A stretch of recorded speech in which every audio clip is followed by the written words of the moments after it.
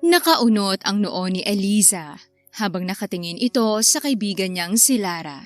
Hindi alam ni Eliza kung ilang beses na nitong tinanong ang kaibigan nitong si Lara na kasalukuyang lumalaklak ng alak. Hindi naman makasagot si Lara kung kaya ay muli na namang nagsalita si Eliza. Ano ba kasing nangyari? At biglaan na lang ang pagdesisyon ng tatay mo na ipakasal ka sa lalaking yun? Na hindi mo nga siya kilala.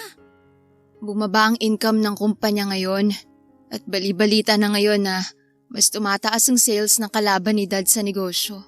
Ikinuwento naman ni Lara kay Eliza ang tungkol sa hindi kayang panoorin ng ama niya na matalo ito sa negosyo. Kung kaya naman ay nakipag-partner ito sa isang sikat na businessman sa US. At kapalit nun ay magpapakasal si Lara sa anak ng businessman na yon. Bakit ka naman magpapakasal sa taong hindi mo kilala? At saka, anong gagawin mo ngayon? Hindi nakasagot si Lara dahil maging siya ay hindi na rin alam ang gagawin sa sitwasyon niya ngayon. Natatakot naman siyang suwayin ang kanyang ama dahil alam niya kung ano ang kayang gawin ng kanyang ama kapag sinuway siya ni Lara. Maya-maya pa ay mukhang tumama na nga ang alak na ininom ni Lara kung kaya naman ay nagtungo ito sa dance floor at sumayaw mag-isa. Hindi pa siya nagtatagal doon nang may biglang humawak sa kanyang bewang at bumulong sa kanya. Ang magandang babae na katulad mo hindi dapat sumasayaw rito ng mag-isa. Saad ng lalaki at agad naman na humarap si Lara. Sa harap ni Lara ay nakatayo ang isang matangkad at gwapong lalaki. Makapal ang kilay nito at ang kanyang mga mata ay nakakatunaw kung tumingin. Mapupula ang kanyang mga labi at isa pa sa nagpadagdag sa kiliting nararamdaman ni Lara ay ang bigote nito na hindi gaanong mahaba, na animoy tumutubo pa lang ito pagkatapos ahitan. Sino ka? Tanong ni Lara sa lalaki, ngunit ngumiti lamang ang lalaki at mas hinila pa ng mas malapit si Lara. I'm Arthur. You seem familiar to me, but hindi ko alam kung saan tayo nakita. Saad ni Arthur kay Lara. Napakunot naman ang dalaga at napaisip din ito. Kung mahilig kang maglaro ng billiards, siguro sa bilyaran mo ko nakita. That's the only place I know that I've ever been in. Umiling si Arthur ngunit hindi na ito nagsalita pa at patuloy na inalala kung saan nga ba niya nakita si Lara. Kahit hindi kilala ni Lara ay nakipagsayaw siya rito dahil pakiramdam niya ay wala naman itong gagawing masama sa kanya. Maya-maya pa ay biglang dumating si Eliza at hinila si Lara. Kilala mo ba kung sino yung lalaking kasayaw mo? Pabulong ngunit tila ba nagtitimping tanong ni Eliza sa kanya. Walang kaalam-alam si Lara na ang lalaking kasayaw niya ay ang anak ng negosyanteng kalaban ng kanyang ama sa negosyo. Sinubukan niyong sabihin ni Eliza sa kanya, ngunit palaging pinuputol ni Lara ang kanyang mga sasabihin. I got everything in control, Eliza. Mabuti pa'y umuwi ka na at magpahinga. Kaya ko ng sarili ko. Wala nang nagawa pa si Eliza kundi umalis. Agad namang bumalik si Lara sa lalaki at nag-usap pa sila hanggang sayayain siya nitong mamasyal. Habang namamasyal ay hindi maiwasang isipin ni Lara kung ano ang kalagayan ng buhay niya sa susunod na buwan. Malalim yatang iniisip mo. Napangiti naman si Lara at uminom sa hawak nitong beer. I just can't believe na next month ay ikakasal na ako. Gulat na napatingin si Arthur kay Lara dahil hindi niya akalaing engaged pala ang babaeng kasama niya ngayon. Ngunit kalaunan ay ipinaliwanag naman ni Lara na yon ay isang arranged marriage lamang. Bakit hindi mo na lang sabihin sa mom and dad mo na ayaw mo namang magpakasal? Easy to say. Kung madali lang, matagal ko nang ginawa. Pero hindi naman kasing dali ang lahat ng bagay kung paano natin sila isipin. Kung ganun ay, anong ginagawa mo rito kasama ko? Knowing na ikakasal ka na pala next month. Napatingin si Lara kay Arthur at hindi niya maikakailang pogi nga talaga ito. Sa tingin mo, bakit? Nakangising tanong ni Lara kay Arthur. Huwag mo akong ngitian ng ganyan. I won't help you sabotage your own wedding. Napatawa na lamang si Lara at inihilig na lamang nito ang kanyang ulo sa balikat ni Arthur. Dahil sa tama ng alak ay para bang wala na itong nararamdamang hiya sa mga oras na ito. Sandali silang natahimik at tanging ang malakas na alon lamang ang kanilang naririnig. Sa mga sandaling yon ay para bang naramdaman ni Arthur ang pahinga sa presensya ni Lara. Hindi niya maintindihan kung bakit ganon, kung kaya naman ay isinawalang bahala na lamang niya ito. Maya-maya pa ay naramdaman niyang bumigat si Lara, kung kaya naman ay dahan-dahan niya na itong ipinasok sa kotse upang makatulog ng mas maayos. Wala siyang ideya kung saan dadalhin ang dalaga, kung kaya naman ay iniuwi niya si Lara sa kanyang condo unit upang doon magpalipas ng gabi. Nang maipark ang kanyang kotse, ay agad nagtungo si Arthur sa backseat upang buhatin ang dalaga. Ngunit laking gulat nito nang labi ni Lara ang sumalubong sa kanya. Para bang nalasing siya sa mga labi ni Lara at hindi na ito kayang ilayo pa sa kanya. Tuluyan na ngang hindi na kontrol ni Arthur ang kanyang sarili at doon ay inangkin niya ang dalaga sa ilalim ng mga buwan at bituin. Kinabukasan ay tulala si Lara sa kotse ni Eliza habang binabagtas ang daan pauwi sa kanilang bahay. Ano bang nangyari? Kanina ka pa tulala riyan? Hindi nakasagot si Lara dahil maging siya ay hindi makapaniwala sa nangyari. At saka, saan ka natulog kagabi? And what are you doing in that luxurious condo this morning? Wala akong maalala na bumili ka ng bagong kondo. Hindi ko yon kondo. Kondo yon ng lalaking kasama ko kagabi. Hindi ko alam kung paano ako nakarating dun. Basta pagising ko, nakahiga na ako sa tabi niya. Mabuti nga't hindi pa siya gising nang umalis ako. Lara! Naiibang ka na ba? Hindi mo ba talaga maalala kung sinong lalaking yun? Hindi maintindihan ni Lara kung bakit ganun na lang kung makareact ang kaibigan nito.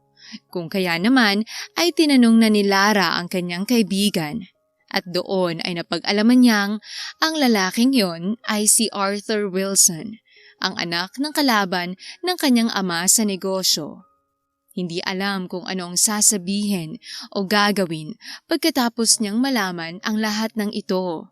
Kapag nalaman ito ng tatay niya, ay siguradong malalagot siya rito. Namuo ang kaba sa puso niya nang makitang malapit na sila sa kanilang bahay. Kaya naman ay labis ang pagmamakaawa nito sa kaibigan na huwag sabihin sa ama ang totoo at nangako naman si Eliza na hindi yon gagawin. Pagpasok nilang dalawa ay bumungad sa kanila ang kanyang nanay at tatay na nagtatalo. See, our daughter is here! Hindi totoong nakita mo online na kumakalat ngayon! Saad ng ina ni Lara nang makita siya nito. Agad na yumakap ang kaba sa puso ni Lara nang makita ang galit na ekspresyon sa mukha ng ama nito. Mom, what happened? Kahit kinakabahan ay pinilit pa ring magsalita ni Lara. Where are you last night? You're all over the news together with that bastard son. Alam mo ba kung ano tong gulong pinasok mo, Lara?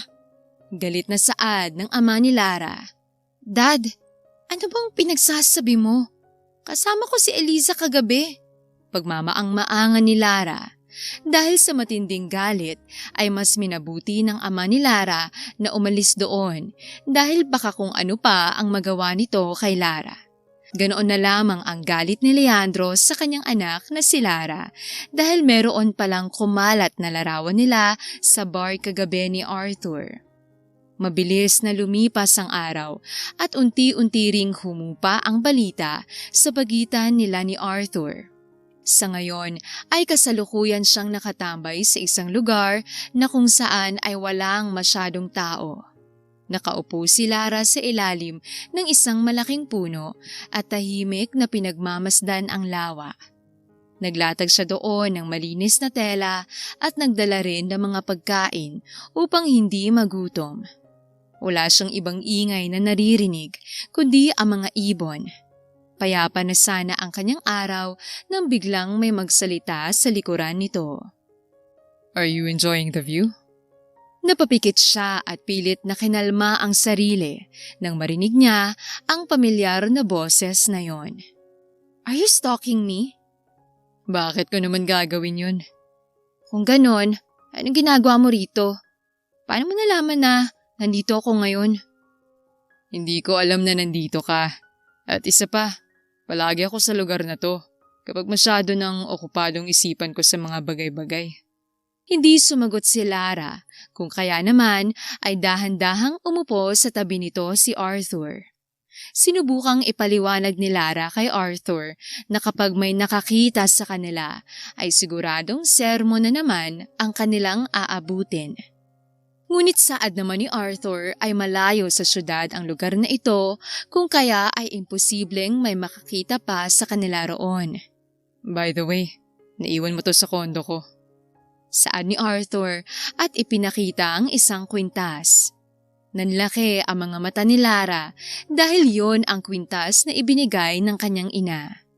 Hindi niya man lang namalayan na nawala niya pala ito. Maya-maya pa ay napansin ni Lara ang pananahimik ni Arthur, kung kaya naman ay lumingon siya rito at nagsalita. Mukhang malalim ang iniisip mo. May problema ba? Napangiti si Arthur kay Lara at tumikim. Nagkwento naman si Arthur at napag-alaman ni Lara na kaarawan niya pala ngayon at wala ni isa sa kanilang bahay ang nakaalala. Saad pa ng binata ay kaya ito nagtungo sa lugar na yon ay upang i-celebrate ang kanyang kaarawan, ngunit hindi niya inaasahang makikita niya roon si Lara. Seryoso ka ba? Bakit hindi mo sinabi agad? Let's celebrate it here together. Masayang saad ni Lara at mas lalo namang lumaki ang ngiti ni Arthur kung kaya naman ay agad itong tumayo at nagtungo sa kanyang sasakyan upang kunin ang mga dinala nitong pagkain. Masaya namang inayos yon ni Lara at sinindihan na rin ang mga dinala niyang cupcakes. Wala kasing dalang cake si Arthur kung kaya naman ayun na lamang ang sinindihan niya. Come here. Umupo ka na rito at i-blow mo ng candle mo. Excited na saad ni Lara at napatawa naman si Arthur. Natatawang saad naman ng binata ay hindi na siya bata para gawin yon. Ngunit hindi yon hinayaan ni Lara at agad naman itong tumayo at hinila paupo si Arthur. Nang nakaupo na si Arthur ay itinapat ni Lara sa binata ang cupcake. Make sure to wish before blowing the candle. Saad ng dalaga at nakangiti namang humiling. Tahimik ang binata bago niya hinipan ang kandila. Kung ano man yung hiniling mo, sana'y magkatotoo. I really hope so. Kain na tayo? What am I going to eat? You? Nagulat si Lara sa sinabing yun ni Arthur kung kaya naman ay biglang uminit ang mukha nito. Sandaling nanumbalik sa kanya ang nangyari sa kotse ni Arthur ng gabing yon. Mas lalong uminit ang mukha nito nang makita ang malaking ngisi ni Arthur. Kung kaya naman ay kinuha ni Lara ang isang kutsara at binato kay Arthur dahil sa pangaasar nito, ngunit agad namang nasalo yon ni Arthur. Pwede bang kumain ka na lang ng kung anumang nakalapag dyan? Inis na saad ni Lara at tumawa ng pagkalakas si Arthur. Nagsimula na nga silang kumain at hindi pa rin nawawala ang malaking ngisi sa mga labi ni Arthur samantalang si Lara ay namumula pa rin ang mga pisngi. Hindi maitago ni Lara ang paghanga nito sa sarap ng kinakain nilang pininyahang manok. Kung kaya naman ay panay tanong ito kung saan niya nabili ang mga yon. Ngunit saad naman ng binata ay niluto niya yon. Naikwento pa nito na palagi niyang ipinagluluto ang kanyang ina ng ito at nabubuhay pa. Pero bakit mo gugustuhing matutunang magluto? Hindi ba dapat ay business ang inaatupag mo since ikaw ang tagapagmana ng lahat ng meron ng tatay mo? I never wanted my dad's business. And it's not sure if sa akin ipapamana ni dad ang kumpanya. Tinanong naman ni Lara kung anong ibig niyang sabihin, ngunit hindi siya sinagot ng binata. Bagkus ay iniabot ni Arthur ang kaldereta sa kanya at sinabing itry niya din yon. Hindi na lamang pa nagtanong ulit si Lara dahil ramdam nitong kahit papaano ay gusto ni Arthur na panatilihing pribado ang ilang parte ng kanyang buhay. Paanong sobrang galing mong magluto? Samantalang ako, hotdog lang alam lutuin. Minsan ay sunog pa. Napatawa naman ang binata sa sinabi nito. Kung kaya naman ay inalok niya si Lara na turuan kahit kailan niya gusto. Pero paano? We can't be seen being together. Alam mo namang parang malaking kasalanan ng kasama natin ang isa't isa sa publiko. Pwede namang dito na lang kita turuan. Magdala na lang tayo ng gagamitin mo. And also, I'm planning to buy this land para hindi basta-basta makapasok ang kung sino man. Napangiti na lamang si Lara sa sinabi ni Arthur. Hindi niya lubos maisip na gagaan ang loob nito sa taong hindi naman dapat niya nakakasalamuha. Hindi niya alam kung mali ba ito o hindi dahil tao lamang naman siya at gusto niya lamang sumaya sa buhay. Ngunit dahil sa kanyang ama ay hindi niya man lang magawa ang mga bagay na gusto niya. Maging ang makasama ang mga taong nagpapaligaya ng kanyang puso. Lumipas sa mga araw na palaging si Arthur ang kasama ni Lara at habang lumilipas ang mga araw ay unti-unti na ngang nahuhulog ang loob ni Lara sa binata. At nang ang mga bawat araw ni Lara ay nagsimula na ngang lumigaya ay siya namang nalalapit ng araw ng kasal niya. Tahimik ka yata ngayon. Pagod ka na ba? Napabuntong hininga si Lara at sinabi kay Arthur na 2 linggo mula sa araw na ito ay ikakasal na siya. Sandaling natahimik si Arthur at hindi nito malaman kung ano ang kanyang sasabihin.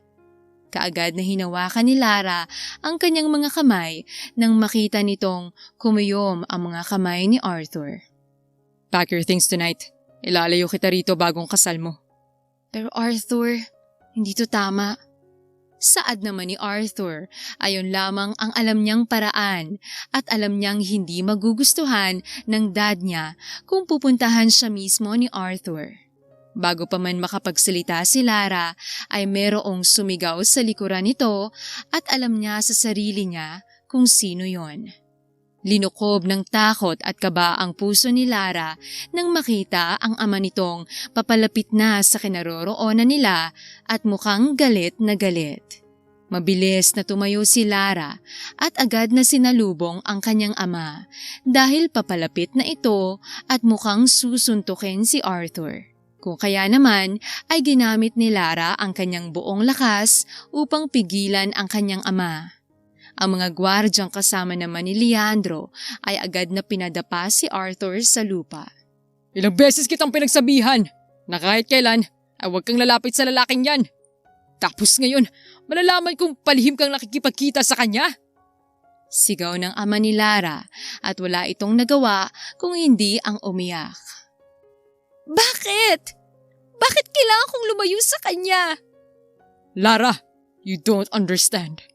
Kalaban natin ang pamilya niya sa negosyo. We will never negotiate with a rival.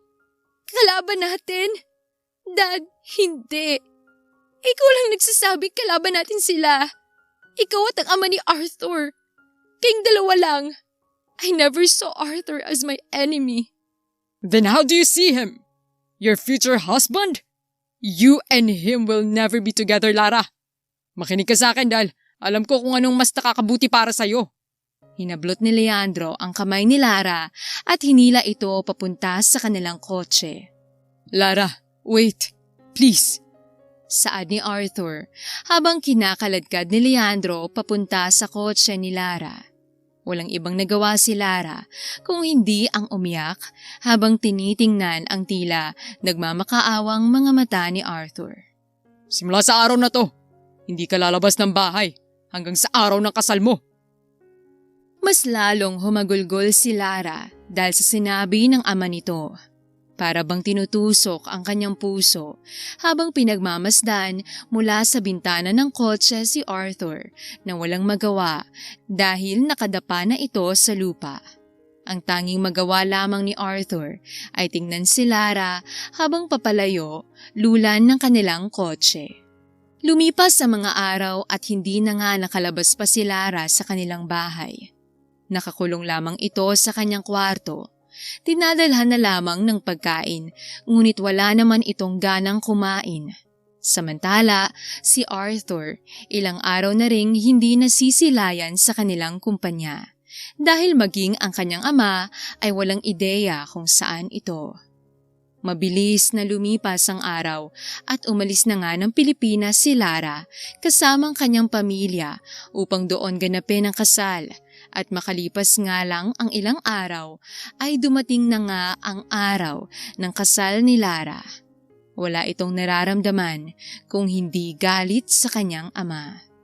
Lara anak, please smile. Araw ngayon ang kasal mo. Ano bang rason para ngumiti ako ngayon, ma? Ang pakasalan ng lalaking hindi ko naman mahal? Lara anak, tanggapin mo na lang kung ano man ang gusto ng dad mo. Para sa'yo din naman ang lahat ng ito, anak. Para sa akin? Ma, hindi to para sa akin. Ginagawa niya to para sa sarili niya. Hindi mapigilang maglabas ni Lara nang hinanakit nito sa kanyang ama. Niyakap na lamang ni Harriet ang kanyang anak dahil maging siya ay wala ring magawa para sa kanyang anak. Habang naglalakad sa altar ay hindi mapigilang umiyak ni Lara.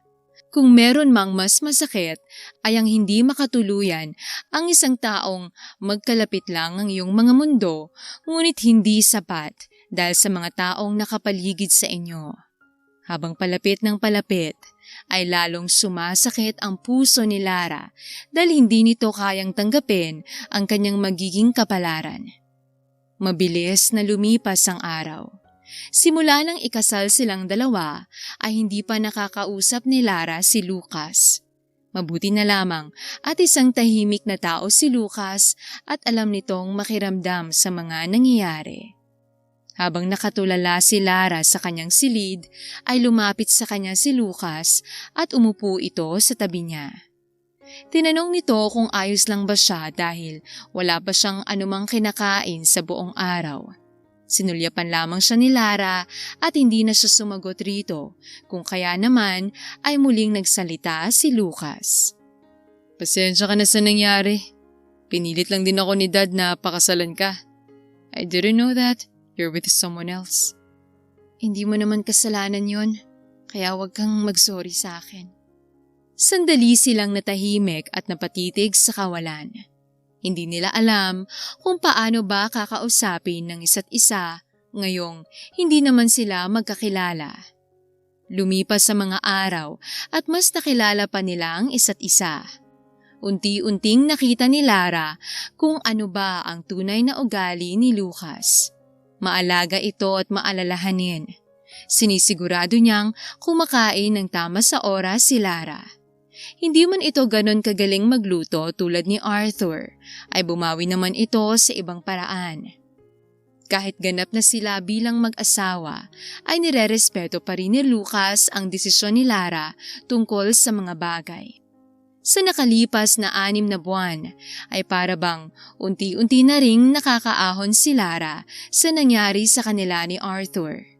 Unti-unti ay natutunan na niyang maging masaya sa piling ni Lucas, ngunit minsan ay hindi niya pa rin mapigilang maramdaman na parang may kulang. At alam niyang ang parting yon ay hawak pa rin ni Arthur hanggang ngayon. Abot tenga ang ngiti ni Lara habang pinagmamasdan ang magandang kulay ng langit habang unti-unting nawawala ang araw. Hindi naman mapigilang humanga ni Lucas sa taglay na ganda ni Lara, kung kaya naman ay imbes na sa sunset tumingin ay nakatitig ito sa magandang muka ng kanyang asawa. Ang ganda!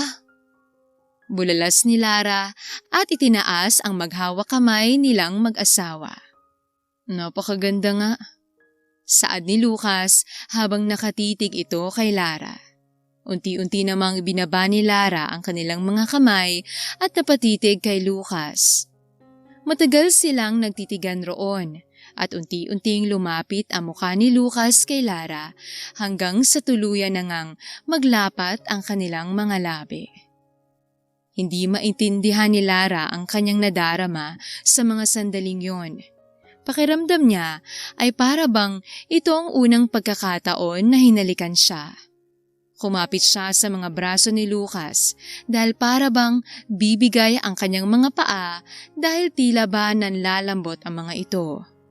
Pagkatapos ng araw na yon ay tila ba dumoble ang pagiging sweet ni Lucas kay Lara.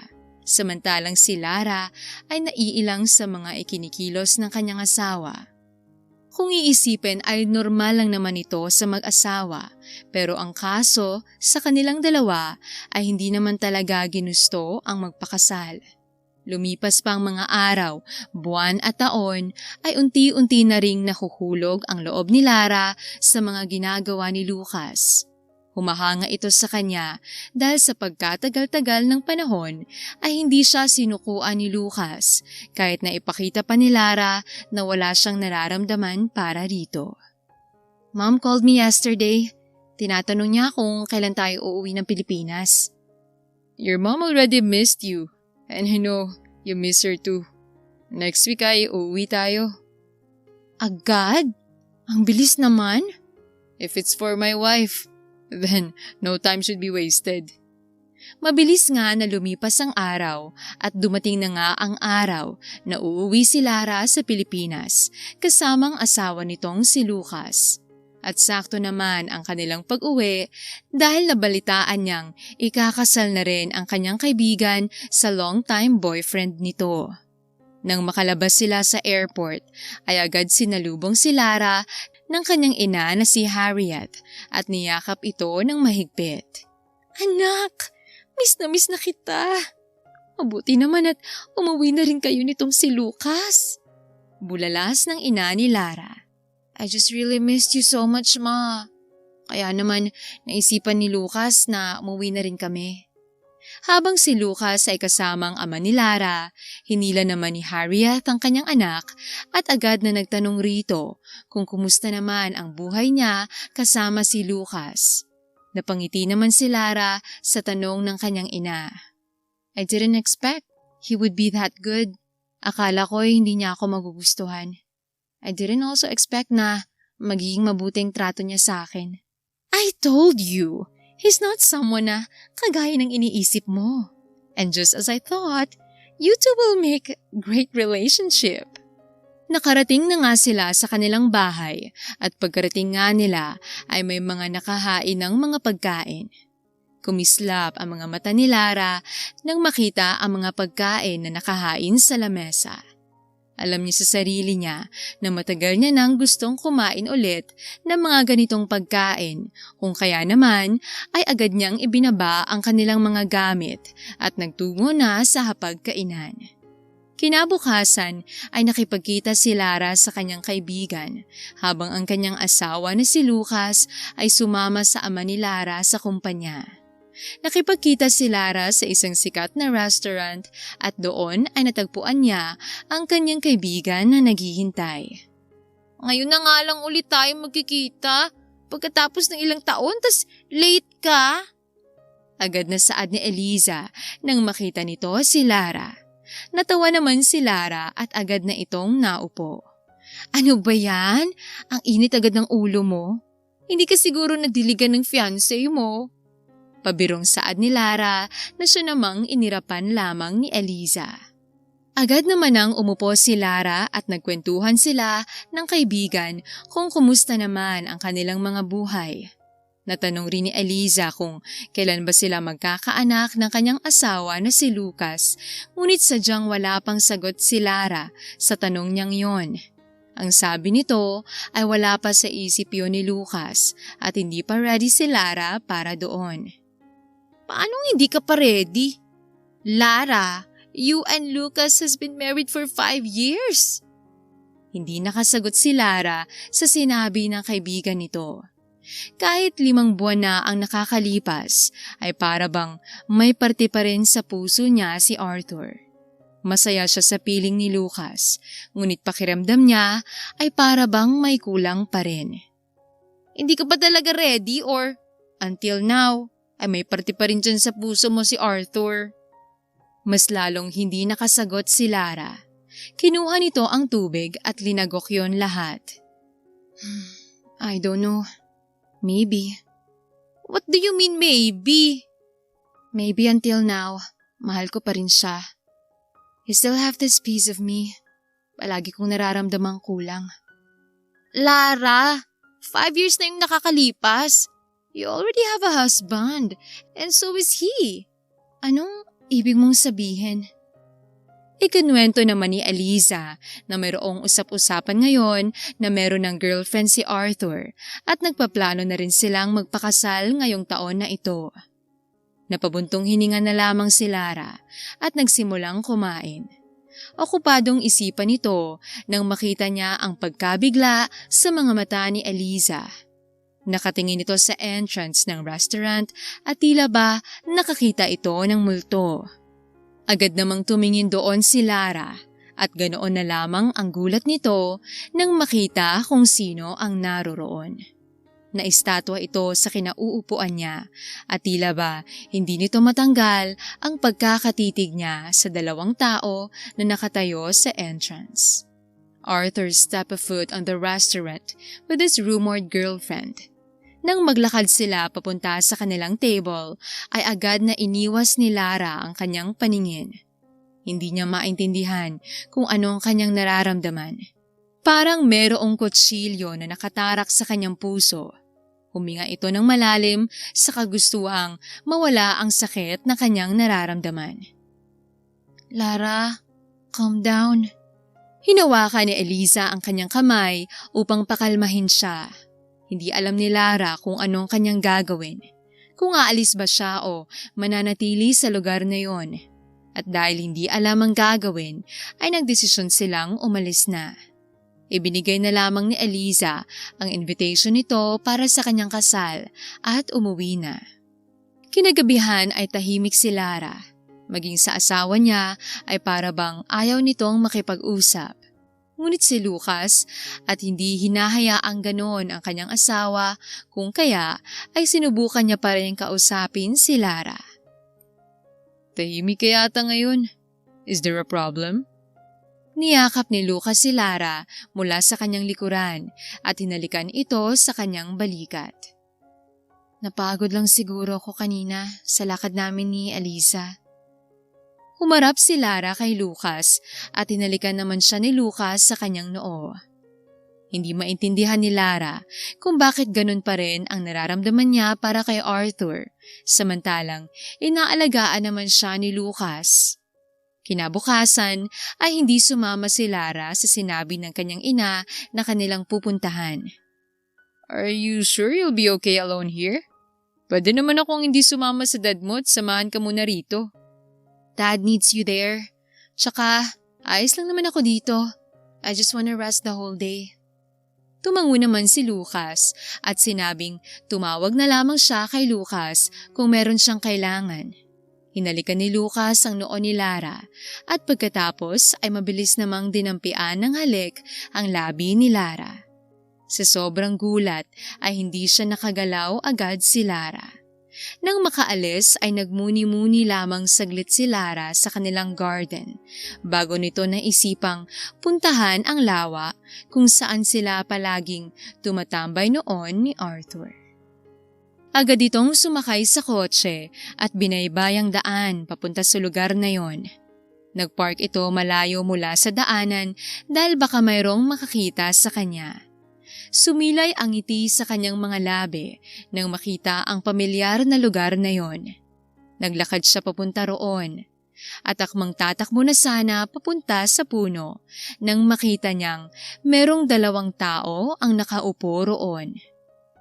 Nanikip ang kanyang dibdib at tumulo ang luha mula sa kanyang mga mata habang pinagmamasdan ang lalaking minahal niya ng matagal na masaya na sa piling ng iba. Inalis ni Lara ang mga luha sa kanyang pisngi at tumalikod na sa kanila upang umalis. Nang makasakay ito sa kanyang kotse, ay nangako ito sa kanyang sarili na ito na ang huling araw na iiyak siya dahil kay Arthur at kakalimutan na rin ito ang nararamdaman para sa lalaki. Mabilis na lumipas ang araw at dumating na nga ang araw ng kasal ni Eliza. Masayang-masaya ang puso ni Lara para sa kaibigan nito dahil sa wakas ay naikasal na rin ito sa pinakamamahal niyang lalaki. Samantala, sinubukan naman ni Lara ang wag masyadong mag-react nang makita doon ang taong pilit niyang kinakalimutan. Ayos ka lang ba? Napangiti naman si Lara at tumango. Your dad was calling me there.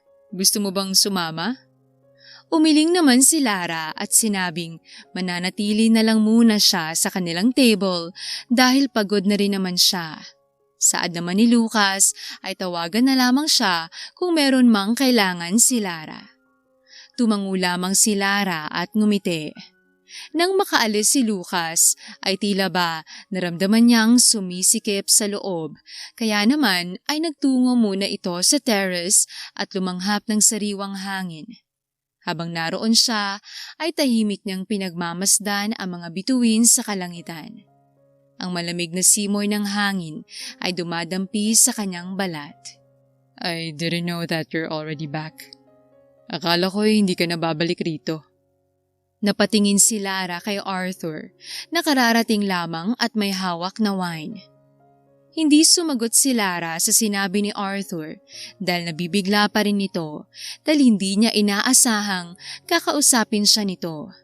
At dahil walang maisagot si Lara, ay akmang aalis na siya nang muling magsalita si Arthur. Kumusta ka na? It's been 5 years since we saw each other. I'm good. I've been doing good for the past few years. Ikaw, kumusta ka na? I'm also good. And about to get married next year. Para bang may tumusok sa puso ni Lara. Ngunit hindi niya yon pinahalata.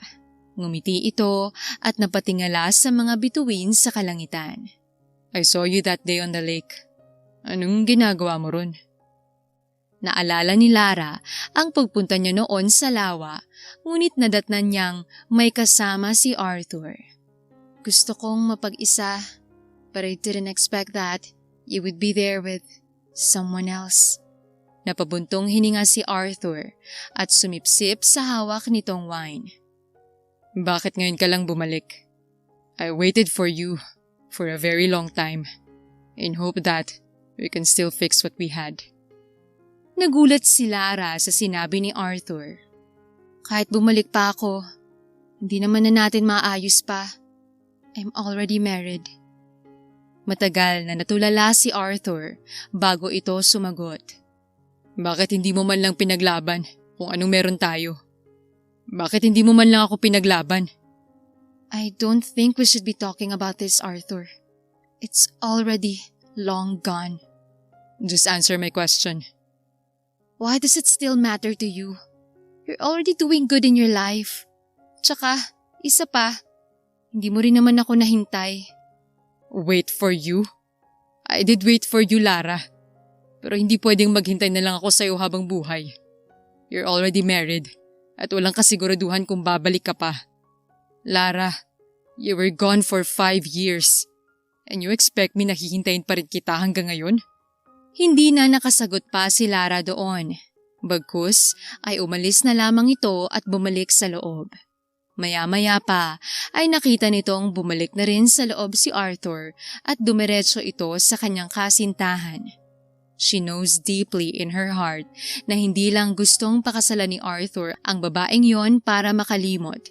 She knew deeply in her heart that Arthur loves her. Makalipas ang ilang araw ay babalik na ngang muli sa US si Lara at Lucas. Naging emosyonal naman ang ina ni Lara nang nasa airport na sila. Dahil ang ibig sabihin nito ay hindi niya ulit makikita ang kanyang anak ng ilang taon. Nang makarating sila sa US ay para bang may parte sa puso ni Lara ang nalungkot. Para bang may parte na naman sa puso niya ang naiwan sa Pilipinas. Hindi niya lubos maintindihan kung bakit hanggang ngayon ay ganito pa rin ang kanyang nararamdaman samantalang 5 taon na ang nakakalipas. Masaya na rin ngayon sa piling ng iba ang lalaking hanggang ngayon ay merong paring parte sa kanyang puso. Napapansin na rin ni Lucas ang pagiging tahimik ni Lara nitong mga nakaraang araw. Kung kaya naman ay mas minabuti na lamang ni Lara na sabihin ang totoo. It's been 5 years, Lara. Hanggang ngayon, siya pa rin ba? Hindi nakaimik si Lara. I did everything I can para lang mapasaya ka. Ano pa bang dapat kong gawin? Ano bang meron siya na hindi mo makita sa akin? Hindi na napigilan pa ni Lara ang umiyak. Alam niyang sa mga oras na ito ay meron na ring galit na nararamdaman si Lucas. I'm sorry. Sinubukan ko naman na mahalin ka. It's just that, until now, a part of me still belongs to him. Sa loob ng 5 taon na yun, ginawa kong lahat. Sumugal ako sa'yo. Isinugal kong lahat para sa'yo, Lara. Bakit hindi mo man lang ako kayang mahalin? Hindi nakasagot si Lara at patuloy lamang itong umiiyak. Sa loob ng 5 taon na yun, wala ka ba talagang nararamdaman na pagmamahal para sa akin? Hindi ko alam. Ngunit, naging masaya ako sa piling mo sa loob ng 5 taon na yun. Hindi sumagot si Lucas. Bagkus ay kinuha nito ang susi ng kanyang kotse at umalis. Hindi na napigilan pang mas humagulgol ni Lara dahil sa mga nangyari. Magkahalong sakit at awa ang nararamdaman ni Lara para kay Lucas. Lucas is already a good man for her. Ngunit hindi maaaring turuan ni Lara ang tinitibok ng kanyang puso. Gabi na nang makauwi si Lucas. Lasing ito at magulong kanyang itsura. Agad na gumalaw si Lara upang alalayan ito dahil halos matumba na ito sa sahig. Ngunit iwinaksi lamang ni Lucas ang kanyang kamay. Nagtungo si Lucas sa kanilang kwarto, kung kaya naman ay inutusan na lamang niya ang mga maids na alalayan siya.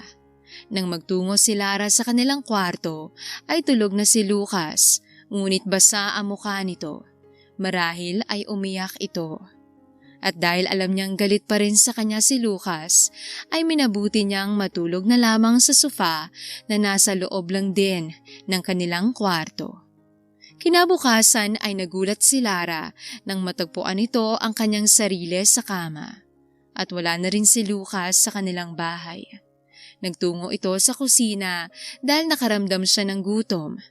Pagdating niya roon ay meron ng nakahain at hindi niya alam kung sino ang nagluto noon. Gising ka na pala. Kumain ka na. Alis na ako at may importanteng bagay akong aasikasuhin ngayon. Hindi nakaimik si Lara. Si Lucas naman ay tuluyan na ngang umalis. Walang ibang ginawa si Lara buong araw kung hindi ang hintayin si Lucas hanggang sa makauwi ito. At nang makauwi si Lucas ay gumalaw lamang ito ng normal na parang walang nangyari. Nang nasa kwarto na silang dalawa ay tahimik lamang silang nakaupo sa gilid ng kama. Kapwa nakatalikod sila sa isa't isa at hindi nag-iimikan. Dumaan pa ang ilang minuto bago nagsalita si Lucas. Kumusta naman ang araw mo kanina? What did you do? Wala naman masyado. Nasa garden lang ako buong araw. Reading some novels. Nasa akin na lahat ng papeles para sa pag-divorce natin. I already signed it. Signature mo na lang hinihintay.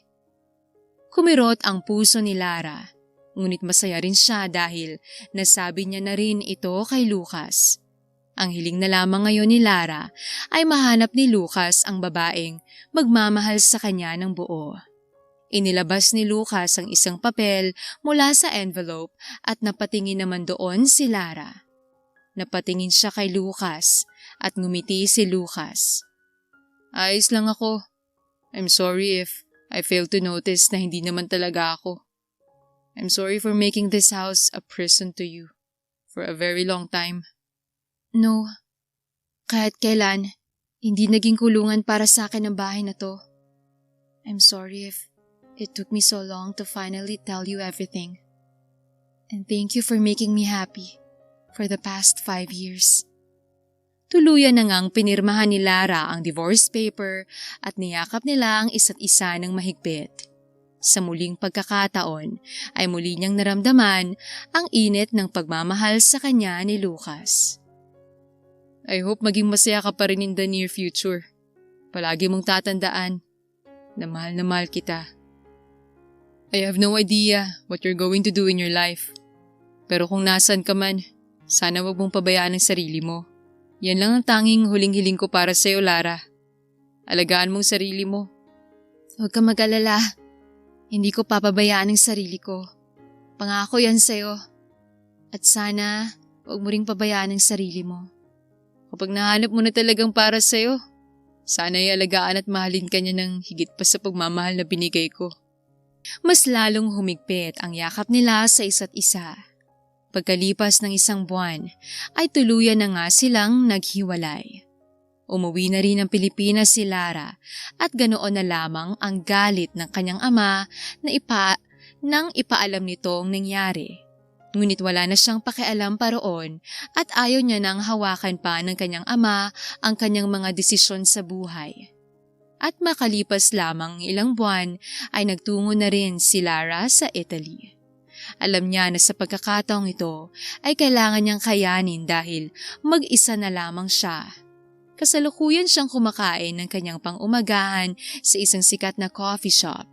Namamangha siya sa lugar na ito dahil sobrang ganda ng interior design ng coffee shop nito. Meron din itong library sa loob, kaya naman patok na patok ito sa mga mahilig magbasa ng mga libro. Bukod pa roon, ay sa second floor naman na isang 5-star restaurant. Ang sabi-sabi naman ng mga ibang kumakain dito ay ito raw ay pag-aari ng isang Pilipino at 1 buwan pa lamang daw simula nang magbukas ang coffee shop at restaurant na ito. Kinuha na nito ang kanyang bag at naglakad na paalis sa kanyang table. Meron itong kinalkal saglit sa kanyang bag nang biglang bumangga sa kanya at napatingin siya roon. At gano'n na lamang ang gulat sa kanyang mga mata nang makita kung sino ang lalaking yon. Arthur?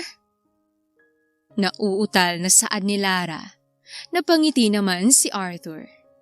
Lara, how are you? I never thought na mapapadpad ka pa sa lugar na to. Napailing si Lara at inayos ang pagkakahawak sa bag nito. I'm sorry but I have to go. Marami pa akong tatapusin. Nagsimula nang maglakad si Lara at pinigilan naman siya ni Arthur. Ngunit tila ba wala siyang narinig at nagtuloy-tuloy lamang ito sa parking lot. Nang makarating ito sa kanyang kotse, ay napahawak ito sa kanyang dibdib dahil sa sobrang kabog nito. Napagdesisyonan niyang umuwi na muna at dahil hindi nakakabuti para sa kanya na naroon si Arthur.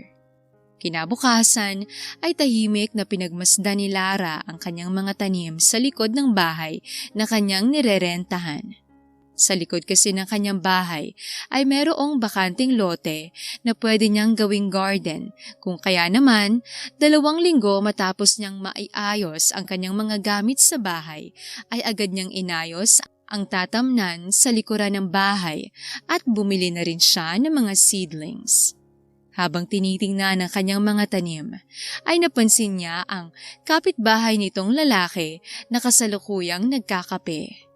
Matagal niyang tinitigan yon dahil tila ba pamilyar ang likuran ng lalaki. At hindi nga siya nagkamali ng iniisip nang tumingin sa kanya ang lalaki. Napangiti sa kanya si Arthur at napairap naman si Lara. Nagsimulang maglakad si Arthur papalapit sa kanya. "Are you stalking me?" Stalking you? 2 buwan na ako sa bansang to. Mas nauna pa ako kaysa sayo. Hindi na lamang sumagot si Lara at inirapan ito samantalang napatawa lamang si Arthur. I didn't know that you love gardening. Hindi lubos maisip ni Lara na makikita niya pa ngayon ang lalaki. Hindi lang sa coffee shop, ngayon ay kapitbahay pa niya. Never ko naman kasi nakwento sa'yo kaya hindi mo malalaman. Napansin kong wala ka pang mga tanim na talong. Meron pa akong sobrang punla dun. Do you want some? Hindi pa rin mapigilan ni Lara ang magsungit kung kaya naman ay nasabi niyang hindi niya kailangan ang tulong ni Arthur. Napatawa naman si Arthur at umalis. Pagbalik niya ay may dala na itong mga seedlings. "Sabi ko naman sa'yo, hindi ko kailangan ng tulong mo."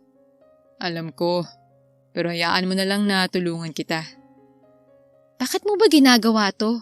Sa tingin mo ba, hindi magagalit yung asawa mo sa ginagawa mo?" Ginagawa ko to kasi gusto ko at wala akong asawa. Hindi nakasagot si Lara sa sinabing yun ni Arthur. Magsasalita pa sana siya nang inunahan siya ni Arthur at sinabi kung saan niya gustong itanim ang talong. Itinuro naman ni Lara ang lupa na hindi pa niya natatamnan.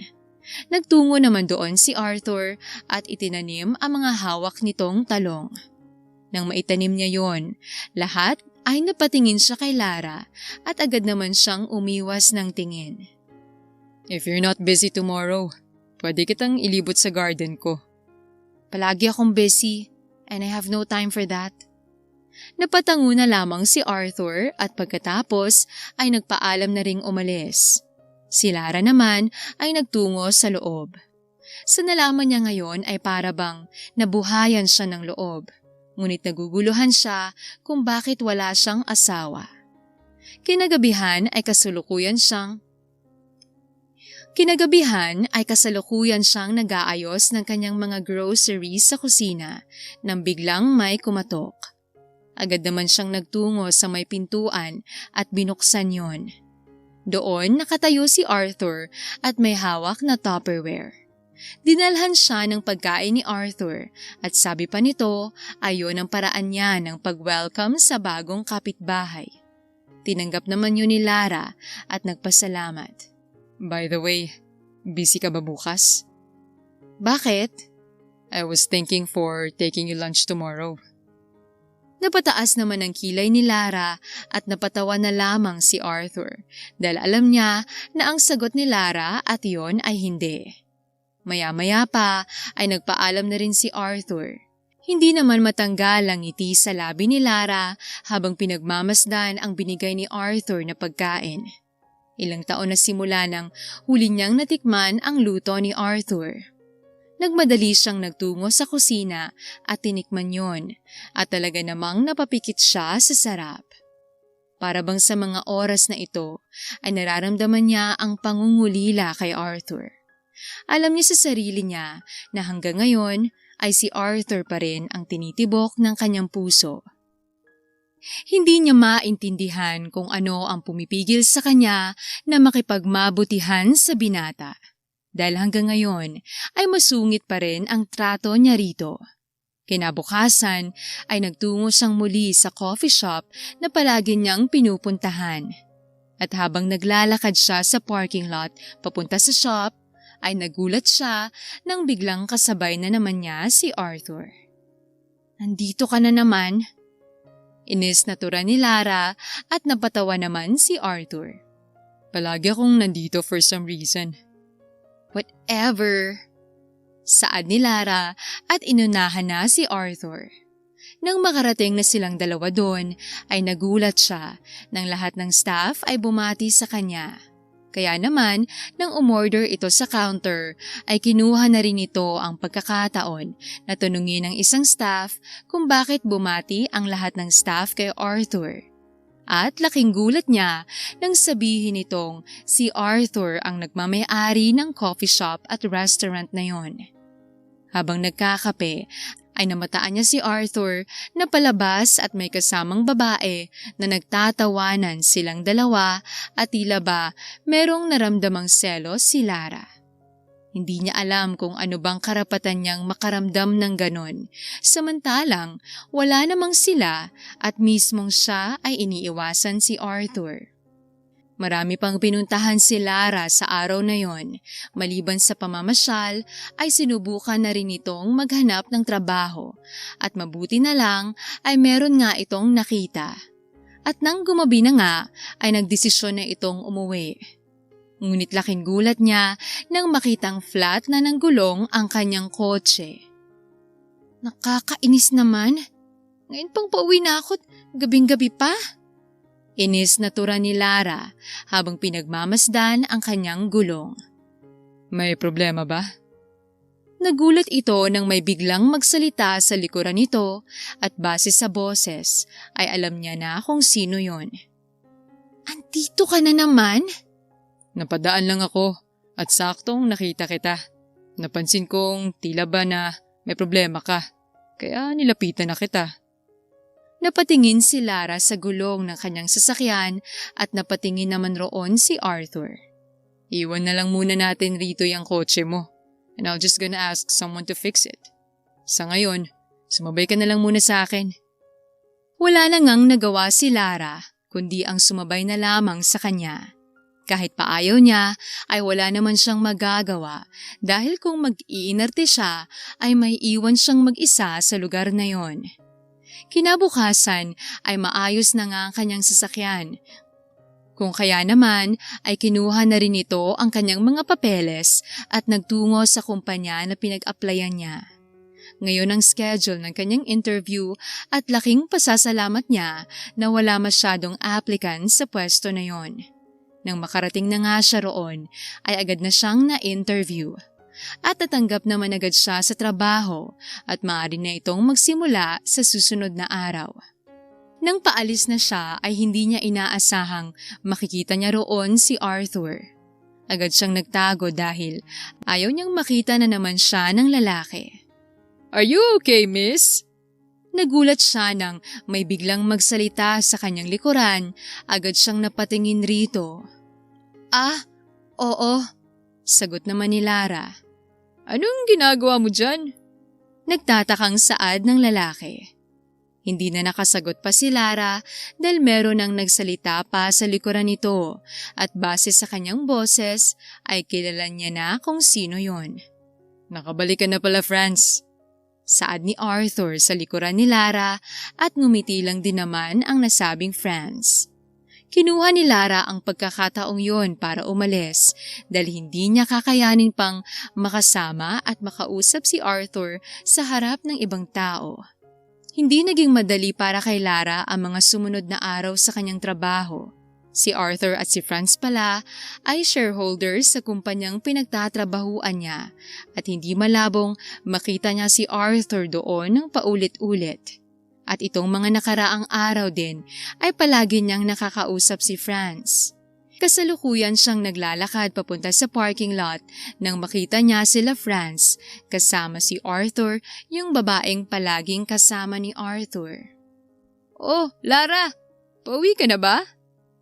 Ah, opo sir. Paggabi na rin kasi baka wala na akong masakyang taxi mamaya. Sakto rin kasing nasira ang makina ng sasakyan ni Lara. Ayaw naman itong bumili o humiling ng pera sa kanyang mga magulang. Tara, dinner na muna tayo. Sumabay ka na sa amin. Ihahatid na lang kita sa tinutuluyan mo. Naku sir, wag na po. Naku sir, wag na po muna. Tanggi naman ni Lara. Sige na Lara. Para na rin makilala ka namin at makilala mo kami. Sige na, Lara. Para na rin makilala ka namin at makilala mo kami. Bagong employee ka rito, di ba? By the way, I'm Angel. Just like Arthur and Franz, isa rin ako sa mga shareholders ng kumpanyang to. Inilahad ni Angel ang kanyang kamay at tinanggap naman yun ni Lara. Hindi na nga nakatanggi pa si Lara at sumama na nga sa kanila upang kumain. Nang makarating sila roon, ay agad na nga silang umorder at nagkwentuhan. May boyfriend ka na ba, Lara? Biglang tanong ni Angel. Naku ma'am, wala po. Tila nahihiyang saad ni Lara. Alam mo, yung si Franz, wala pang girlfriend. Tila ba mapang-asar na saad ni Angel at napatawa naman si Franz. Samantalang si Lara ay naiilang roon. Napasulyap si Lara kay Arthur at ganon na lamang ang talim ng paningin nito kay Franz. Nang matapos sila ay inihatid na nga ni Franz si Lara. Agad na ring umalis si Franz nang maihatid nito si Lara. Mukhang nag-e-enjoy kang makasamang Franz na yun. May gusto ka rin ba sa kanya? Hindi inaasahan ni Lara ang tanong na yon ni Arthur. Nagsiselos ka ba? Hindi mapigilang tanong ni Lara kay Arthur dahil sa inaasta nito ngayon. Ano sa tingin mo, Lara? Sa tingin mo ba, nagsiselos ako ngayon? Humakbang papalipit si Arthur kay Lara hanggang sa 1 pulgada na lamang ang layo ng kanilang mga muka. Bumilis ang tibok ng puso ni Lara at para bang na-estatwa na ito sa kinalalagyan niya. Arthur, masyado ka na yatang lapit sa akin. Sinubukan niyang itulak palayo si Arthur, ngunit hindi pa man ito na itutulak ng buo niyang puwersa, ay hinawakan na ni Arthur ang kanyang kamay at mabilis siyang hinalikan. Hindi agad nakapagsalita si Lara dahil sa pagkabigla. Hindi pa man ito nakakagalaw ay muling nagsalita na naman si Arthur. Matulog ka na. Bukas ay ako maghahatid sa'yo sa trabaho mo. Hindi ikaw ang magdidesisyon para sa akin, Arthur. Hindi na hinintay pa ni Lara makasagot si Arthur at agad na itong pumasok sa kanyang bahay. Kinabukasan ay hindi nawawala sa paningin ni Lara ang tatlo. Naiinis na rin ito dahil parang linta kung makadikit si Angel kay Arthur. Samantala ay sinusubukan naman siyang kausapin ni Franz, ngunit sadyang wala siyang nararamdaman para sa lalaki. Kasalukuyang nasa office ni Arthur si Lara sa mga oras na yon at may inaayos itong mga documents nang biglang pumasok si Angel. Nasaan si Arthur? Lumabas po siya kanina kasama si Sir Franz. Meron po ba kayong kailangan, ma'am? May kailangan lamang akong sabihin sa kanya. Pero ayos lang, hihintayin ko na lamang siya. Ipinagpatuloy na ni Lara ang kanyang ginagawa at maya-maya ay muling nagsalita si Angel. Kilala niyo ba ni Arthur ang isa't isa? Hindi nakasagot agad si Lara sa tanong ni Angel. Bakit niyo naman po natanong? Napapansin ko kasi si Arthur this past few days. And the way he looked at Franz that night, we had dinner. Para bang papatay niya ito sa selos? Nako, hindi naman po siguro, ma'am. Siguraduhin mo lang, Lara. Siguraduhin mo lang, Lara. Dahil palagi akong nanonood sa mga galaw mo. Stay away from him. Or else, ay sisiguraduhin kong mawawala ka sa kumpanyang to. Arthur is mine. At wala nang iba pa. Napalunok si Lara dahil doon. Natatakot siyang baka gumawa ng paraan ang babaeng ito para tanggalin siya sa trabaho. Kahit pa naiinis, ay wala naman itong magawa dahil mas mataas ang babaeng ito sa kumpanya kesa sa kanya. Sakto namang kararating lang ni Arthur sa mga oras na yon, kung kaya naman ay biglang bumait ang itsura ni Angel. Agad naman nang umalis si Lara dahil tapos naman na ang mga ginagawa niya, ngunit bago yon ay tinitigan siya ng husto ni Arthur. Nang mag-lunch ay pababa na sana si Lara upang kumain nang bigla siyang ipatawag ni Arthur sa kanyang opisina. At nang makarating siya roon ay may mga nakalapag na pagkain. Kumain ka na ba? Kung hindi pa ay dito ka na lang kumain. Sinadya kong damihan na para dito ka na kumain. Magsasalita na sana si Lara nang biglang bumukas ang pintuan at pumasok si Angel. Tinanong nito kung hindi ba sasabay si Arthur sa kanilang dalawa ni Franz. Napatingin si Arthur kay Lara at ganoon din si Angel. Tila ba nanlilisik ang mga mata ni Angel na tumingin kay Lara. Bago pa man makapagpaalam si Lara ay nagsalita na si Arthur. Marami akong pinapaasikasong dokumento kay Lara, kaya di ako makakasabay. At dahil busy kaming dalawa, hindi rin siya makakababa para kumain. Kaya dito na lang muna siya.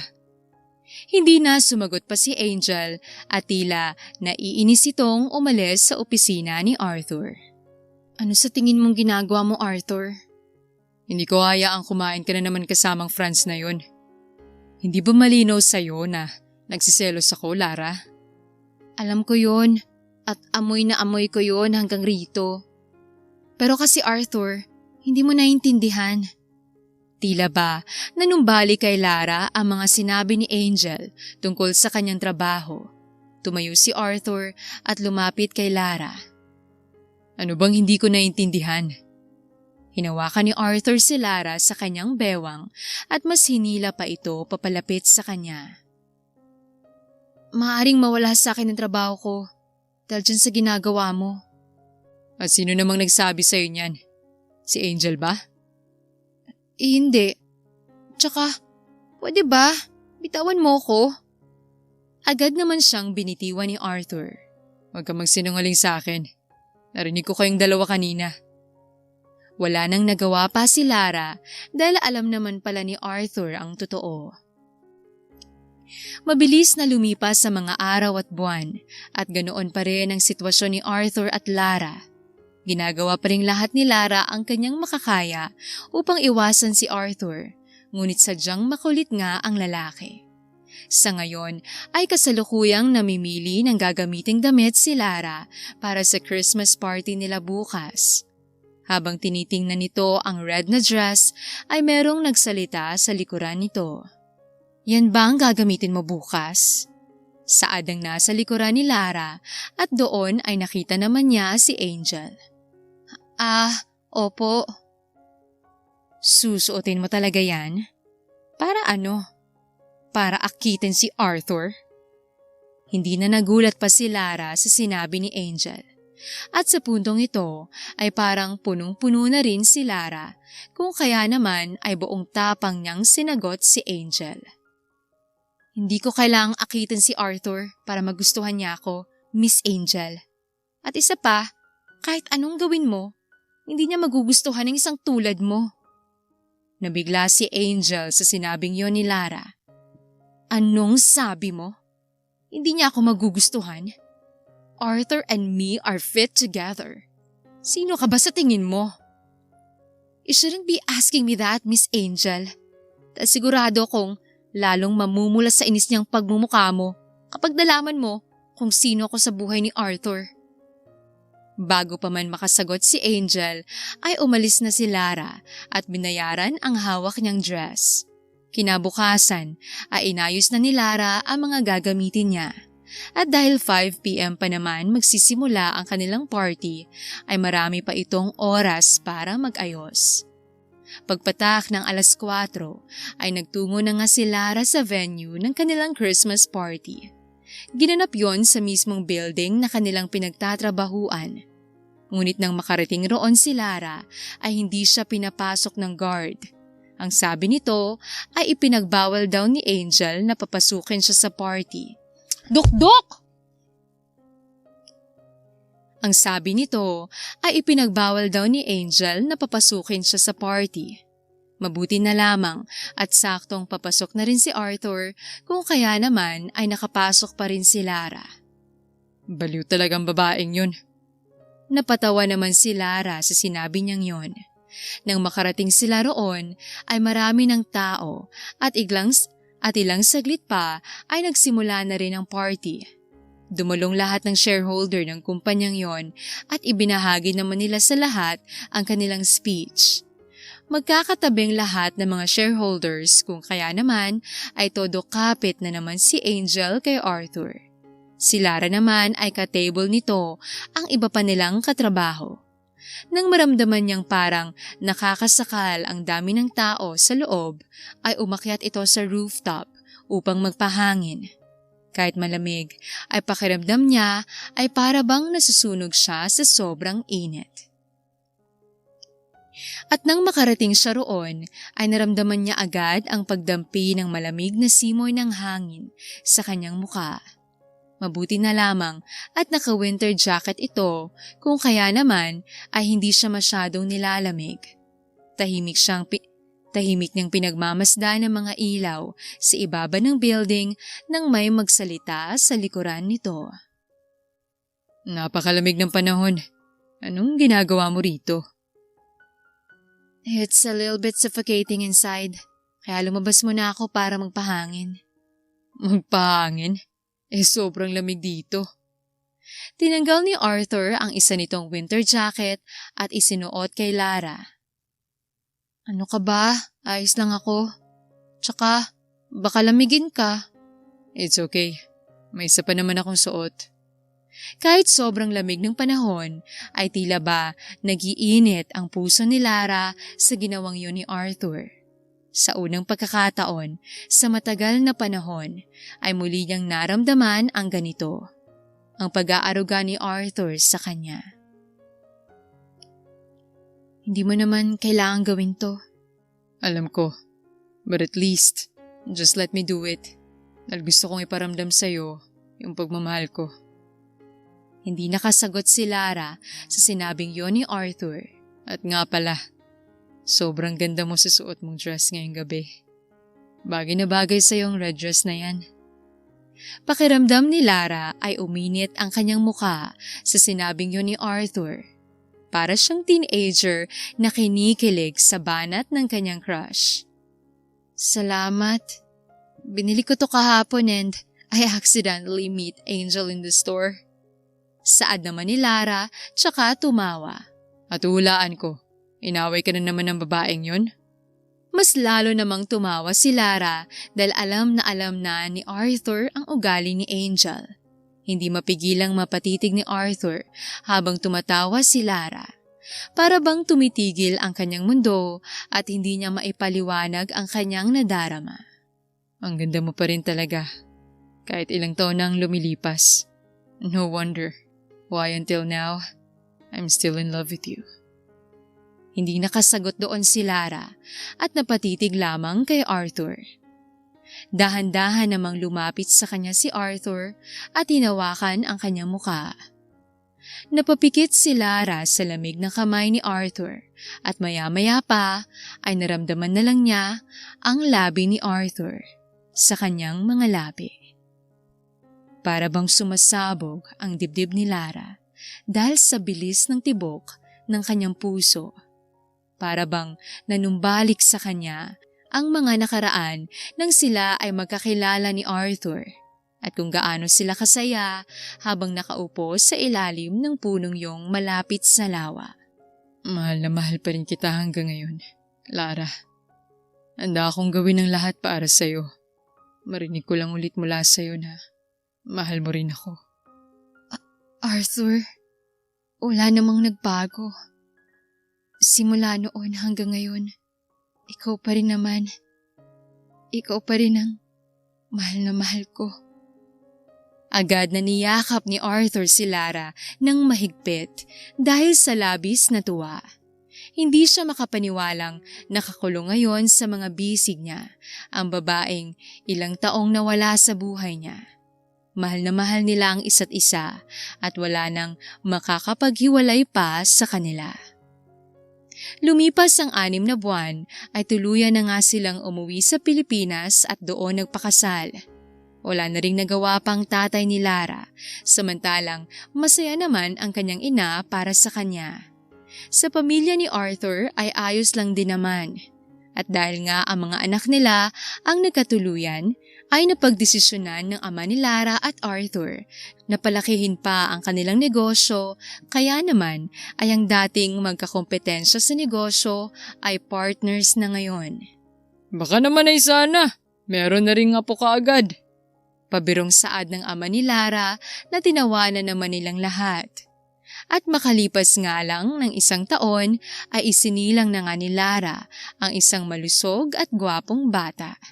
Wala nang mapaglagyan pa ang kasiyahang kanilang nararamdaman. He has everything you have. Sobrang gwapo ng anak ko. Saad ni Lara habang di pa rin ito mapigilang tingnan ng anak. Not everything. He has your eyes. Punong-puno ng pagmamahal at kasiyahan ang puso nilang mag-asawa. Hinihiling nila na sana ay panghabang buhay na ang kaligayahang ito. Dahil para sa kanilang dalawa ay wala na silang hihilingin pa